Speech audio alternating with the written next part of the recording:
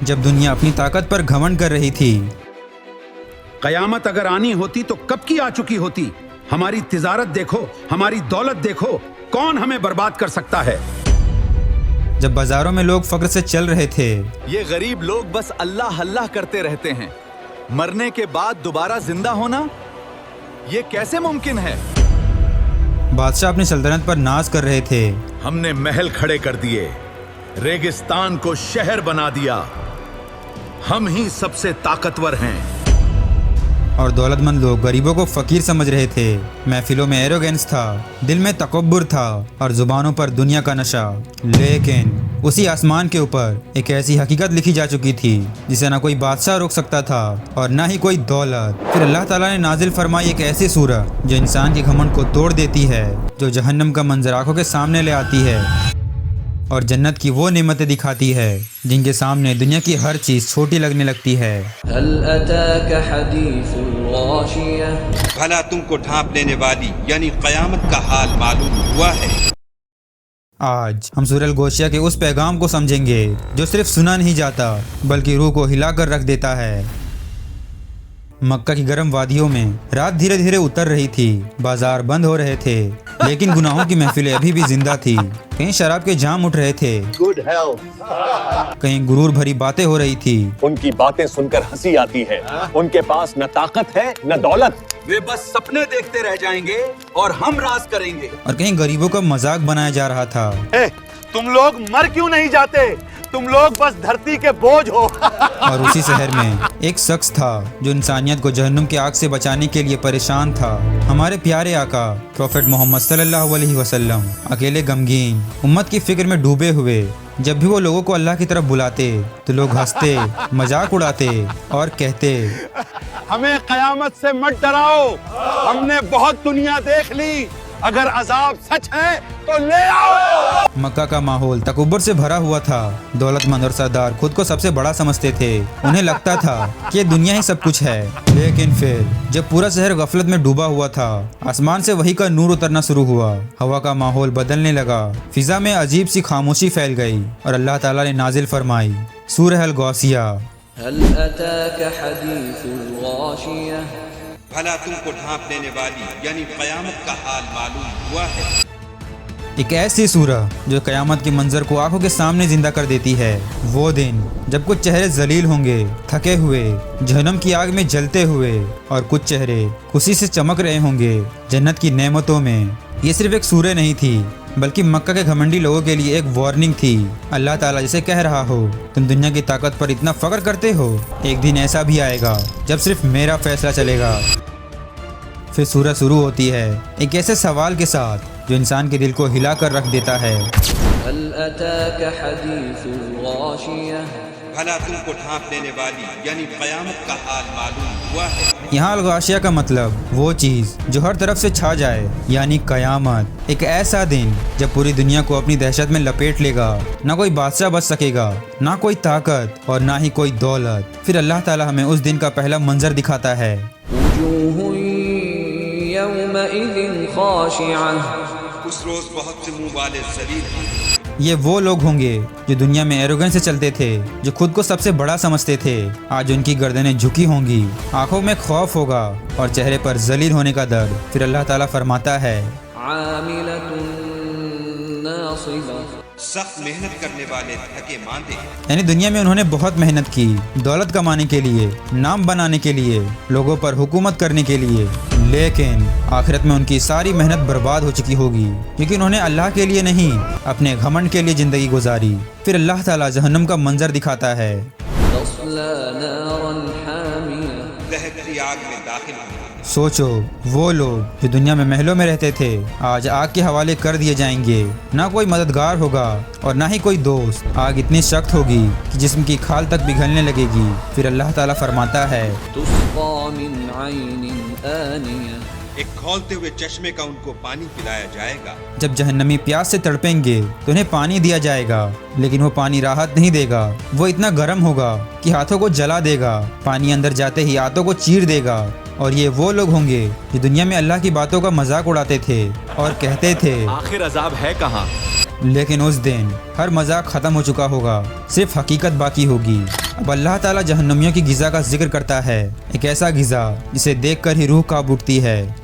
ليس لهم طعام إلا من ضريع اور خاردار جہاڑ کے سوا ان کے لیے کوئی کھانا نہیں ہوگا۔ دھاری ایک ایسا خوفناک کانٹے دار پودا ہوگا جو نہ پیٹ بھرے گا اور نہ طاقت دے گا۔ سوچو دنیا میں لوگ کتنے نخرے سے کھانا کھاتے تھے، بہترین دسترخوان، بہترین ذائقے، لیکن جہنم میں نہ کوئی لذت ہوگی نہ ہی کوئی راحت، صرف عذاب۔ پھر اللہ تعالیٰ فرماتا ہے لا يسمن ولا يغني من جوع جو نہ فر بہی لائے نہ بھوک میں کچھ کام آئے۔ یعنی جہنم کا کھانا صرف تکلیف دینے کے لیے ہوگا، نہ اس سے جسم کو فائدہ ملے گا، نہ بھوک ختم ہوگی۔ یہ اللہ کا عذاب ہوگا جہاں ہر چیز صرف درد بڑھانے کے لیے ہوگی۔ لیکن اچانک سورہ کا منظر بدل جاتا ہے، جہنم کی چیخوں سے اللہ ہمیں جنت کی طرف لے جاتا ہے۔ وجوه يومئذ ناعمة اور بہت سے منہ والے اس روز شادماں ہوں گے۔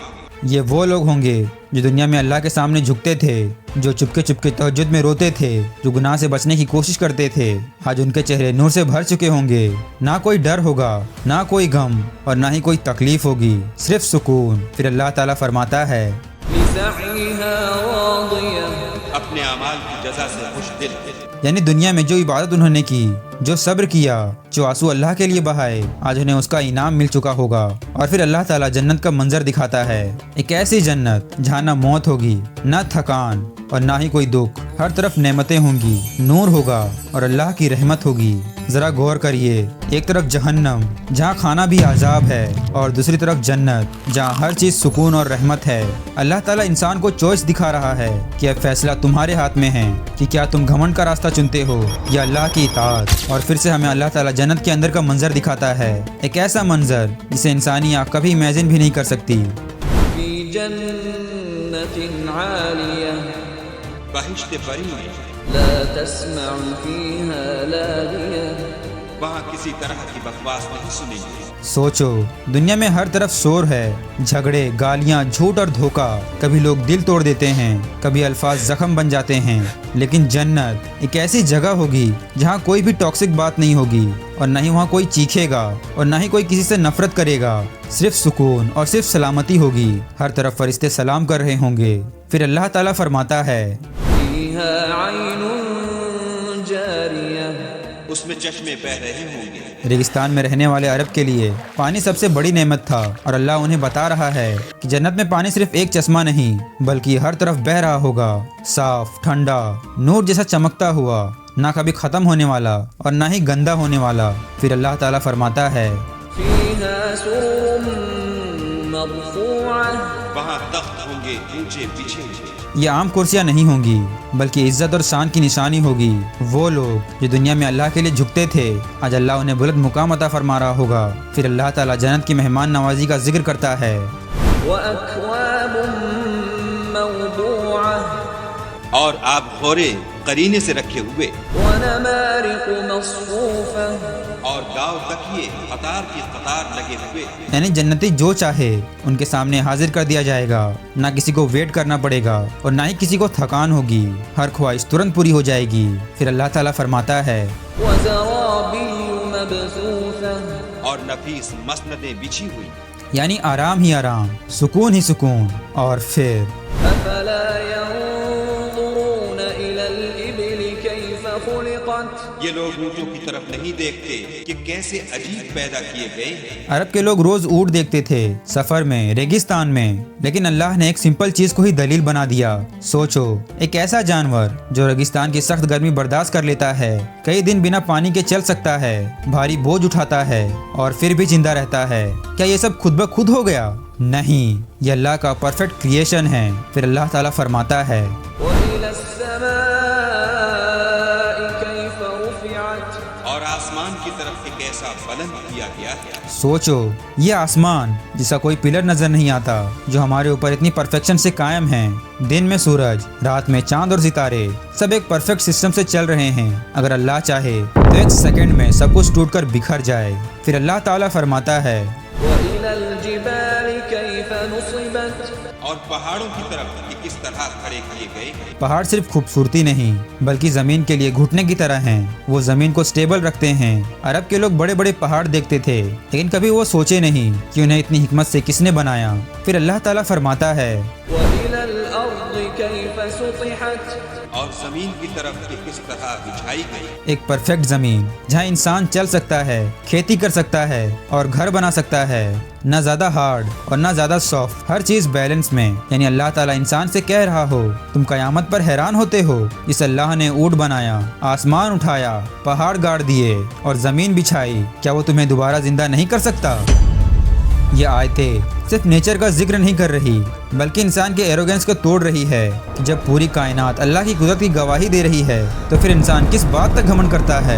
अब सूरह अपनी आखिरी और बहुत पावरफुल हिस्सा में दाखिल होती है। अल्लाह ताला अब सीधा अपने नबी से मुखातिब होता है। यहाँ प्रॉफेट मोहम्मद सल्लल्लाहु अलैहि वसल्लम को तसल्ली दी जा रही है क्योंकि मक्का के लोग बार बार मजाक उड़ाया करते थे, तकब्बुर कर रहे थे और हक को कबूल नहीं कर रहे थे। फिर अल्लाह ताला फरमाता है فذكر إنما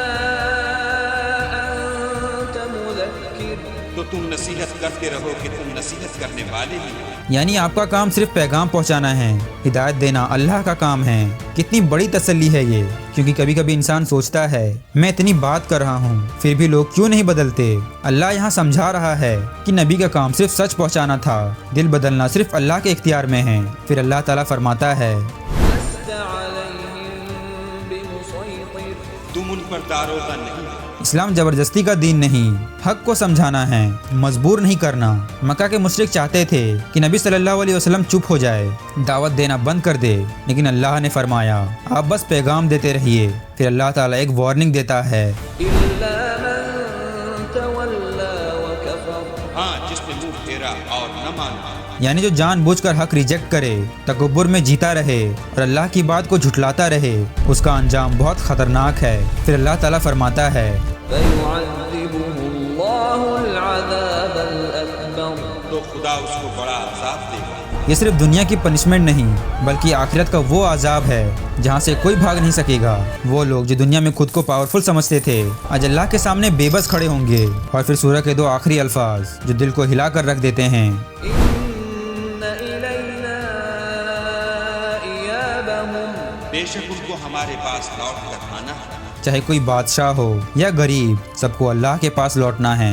फिर अल्लाह फरमाता है ثم إن علينا حسابهم फिर हम ही को उनसे हिसाब लेना है। यानी आखिर में फैसला दुनिया नहीं करेगी, लोग नहीं करेंगे और दौलत नहीं बोलेगी, सिर्फ अल्लाह का फैसला चलेगा।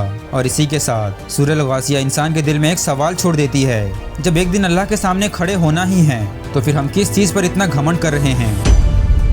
आज भी दुनिया बिल्कुल वैसी ही है। लोग अपने दौलत पर फख्र करते हैं, अपने फेम पर, अपनी पावर पर। कोई कहता है मेरे पास सब कुछ है और कोई कहता है मुझे किसी की ज़रूरत नहीं।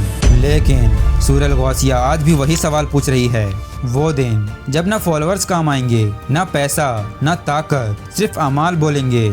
आज हम हंसते हुए गुनाह कर लेते हैं लेकिन कल शायद वही चीज़ हमारे लिए हसरत बन जाए। आज हम अल्लाह को भूलकर दुनिया के पीछे भाग रहे हैं लेकिन एक दिन दुनिया हमें छोड़कर चली जाएगी और फिर बस अल्लाह रह जाएगा। तो सोचिए अगर आज रात ही हम अल्लाह के सामने खड़े कर दिए जाएं तो क्या हम तैयार हैं? जज़ाकल्लाहु खैर।